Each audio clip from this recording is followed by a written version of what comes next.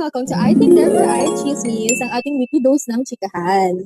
For today's episode, ay papangalanan natin siyang Rene Descartes o Diploma dahil sa ating bidang philosopher na si, any guesses? Rene Descartes, kung saan pag-uusapan natin ang buhay, choices, life questions, and everything nice. Ayan, alright. Ako si Ali, and today we're diving for today's topic na akala natin pang mga philosophy class lang, pero actually, nangyari sa akin, sa'yo, sa ating lahat. Yes, that's right. And I am Mai, and for our episode for today is about René Descartes' idea, I think, therefore I am. Yes, right, tama, correct. Walang iba kundi si Descartes, ang ating sinaunang overthinker. Para siyang yung friend mo na pag inaya mo gumalala o lumabas, dadaan muna siya sa masusing pag-iisip. Deserve ba niya lumabas? At bakit? Worth it nga ba? Ganon siya. Ay, hindi ko pala ako nagpapakilala. Ako nga pala si Marfina. Ayan, okay. Let's start with the classic student dilemma. Lahat tayo dumaan dito. Nagala ba ako with friends o mananahimik na lang ako at magpapaka-responsible student? Girl, alam mo yung nag-uusap sila sa GC saan daw gagala, lalo na ngayon, Christmas season, so year-end gala, ganyan. Tapos ikaw, may pendings pa rin, it's giving busy woman ni Sabrina Carpenter. Diba? Kaya dito na papasok yung sociological view na dito sa atin sa Pilipinas, ang hirap maging socially active pero at the same time, academically responsible. Totoo yan, it's either masaya ka, pero maghahabol ka ng requirements after, or responsible ka nga, pero mamaya, naka-face the wall ka na lang. Masaya naman kasi talaga mag-aral. Pero you know, there is life outside academics. Kaya dapat in between lang tayo, no? Mga ganun. Alam mo yun, pag inaya ka ng circle mo, nagkakaroon ng mga boses sa utak mo. Sa kabilang side, go, twins lang yan. Bahala ka, mapapoma ka. Tsaka Christmas season, no? Bakasyon naman, deserve mo yan. Tapos sa kabilang side, madami ka pang gagawin. Ano, lahat na lang deserve mo. Bahala ka, ikaw rin. Pero diba, dapat na nag-iisip ka, ayan yung point ni Descartes eh. Ayan, dahil nag-iisip ka, tao ka, totoo ka. Salamat Descartes, salamat sa reminder. Pero sa totoo lang, ang hirap talaga mag-decide. Gusto mo lang naman maging masaya, pero kailangan mo rin isipin responsibilities mo. Gumawa na lang ng activities habang nasa galaan. Pero ayun, dito rin papasok yung anthropological view na dahil sa culture, expectations, responsibilities, peers, families, na-influensyan talaga yung choices natin.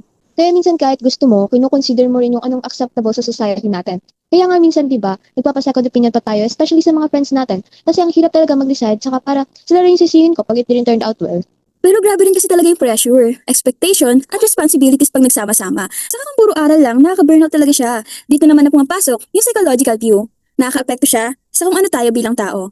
Oo, tapos kapag tapos na yung pendings mo, feeling mo responsable ka na, ganyan, accomplish ka na, ganun sa pakiramdam, no? Pero kapag sumunod ka naman sa gusto mo, parang nakaka-guilty. Yes, and because of this, dito na rin natin malalaman kung mabilis ka bang ma-influensyahan or kung gaano tayo ka-disciplined as a person. Pero kapag more on ACADS ka, mas strong and disciplined ka, kapag more on social life ka, focus pa sa relationship and enjoyment. Kaya dapat isipin din natin kung saan, ano mafe-feel natin bago tayo mag-decide kung happy ka, guilty ka ba, ganun. Kasi ayun din yung mag-shape sa pagkatao mo. O di ba? Ayan na lang na, nalalabas. Pero kapag ang lalim kong pag-isipan, kala mo bibili ng bahay at lupa eh. Akala mo nga talaga major life choices ang gagawin, no? Parang laking test sa sarili sa atin. Tinetest kung paano ba tayo as a person, ano yung values natin, and saka kung paano natin ibabalance yung life natin. Pero syempre, minsan ako, parang mas gugustuhin ko na lang tapusin muna yung pendings ko bago sumama o gumala. Kumbaga, responsibility muna kasi kahit sumama ako, parang magigilty ako eh. Kung magsasaya man ako, may kasama siyang running anxiety sa background. Oo, ang hirap din kasi gumala na may bumabagabag sa isip mo. So di siya totally nakaka-enjoy, tapos tumakas ka lang pala, hindi ka pa totally pinihagan ng magulang mo. Wala na, temporary ko na lang sa inyo. Ay, dyan naman papasok yung Filipino values natin, no? Aside from that, education is viewed din talaga sa family investment, business capital, lahat-lahat na. Ariana Grande, parang encourage tayo na maging disciplined, focus sa pag-aaral ba? Kaya nga ayaw ng parents na pumasok muna tayo sa relationship habang nag-aaral, di ba? Kasi madidistract tayo. Tapos nakaka-guilty bumagsak, no? Kasi yan na lang ang iaambag mo sa pamilya mo, yan na lang gagawin mo. Over! Bakit ka naman emotional, te? At kung i-connect mo kay Descartes, I think, therefore I am, kahit mukhang hindi tayo nag-iisip, girl, we do. Overthink pa nga kung tutuusin. Kaya kahit simpleng decision lang, parang life lesson na rin, dito rin na-shape yung future self natin. Bawat decision natin, maliit man o malaki, may impact sa atin. Actually, minsan, hindi lang sa atin eh, pati sa ibang tao. And because of that, I think, therefore, I should do my assignments. Tama. Okay, next. This one really hits. Doubting your program. Hindi siya loud na problem, pero ang heavy. Yung tipong akala mo okay ka, tapos biglang isang gabi mapapaisip ka na lang kung tama ba lahat ng desisyon mo. Like, wait, bakit nga ba ako nandito? Totoo, pero girl, kasi minsan, hindi mo lang piniling malito. Dumarating lang siya bigla. Kapag pagod ka na, kapag tahimik na at lahat, tapos ikaw na lang mag-isa sa thoughts mo. Correct. Lalo na sa Filipino families, let's be honest, bago ka pa man pumili, tapos na ang storyline mo. Naka-layout agad, tapos gagawin mo na lang. Diba, may input ang nanay, tatay, tita, tito, aso, pusa, lahat ng buong pamilya may alam sa future mo. Minsan nga pati kapitbahay, hindi naman sila masama, gusto lang nila seguridad para sa'yo or baka gusto lang talaga nila mag-suggest. Eme. Mag-nursing ka, may pera ka, mag-accountancy ka, stable. Ulit-ulit mo yung manaririnig hanggang sa parang nagiging boss na rin siya sa utak mo. 'Di ba?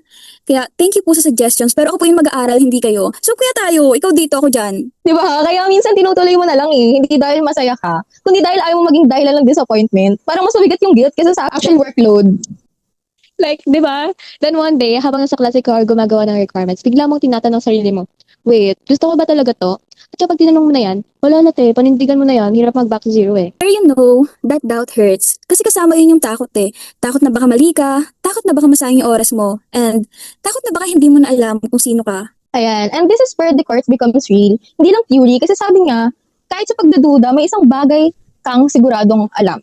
Na ikaw ay nag-iisip. Kasi you are a thinking thing. Di ba? Sa theory niya, puro thinking thing. Yan ang laman. Kahit gulong-gulo ka, may self pa rin na nag-iisip sa likod nun. Hindi na parang bang hindi ka nagtithink ka. Na parang bang hindi na grade 2, pero alright, psychologically, yung doubt na to can really break your self-esteem. You start feeling like maybe you're not good enough or maybe you're just pretending. Totoo, and at the same time, yung sakit ng doubt forces you to face yourself. You are no longer just following, you are finally asking, sino nga ba talaga ako? Yan. And in addition to that, sa Filipino values, kahit mabigat na, tinutuloy pa rin natin, hindi dahil wala kang choice, kundi dahil may sense of responsibility, di ba? Perseverance becomes a part of your identity kahit hindi madali. Tumpak. So in a way, the self is formed not just by clarity, but by confusion, doubt, and endurance. You think, you suffer, and somehow, you still continue. And what's interesting is, kahit sa mga moments na alam mong hindi totoo yung nangyayari, like sa horror VR, may ganitong klase pa rin na experience. Yung alam mong illusion lang siya, pero daw yung pa rin yung takot ako, yung kaba, yung loss of control. Which makes you question if alam mong fake, pero yung totoo yung nararamdaman mo. Ano ba talagang real?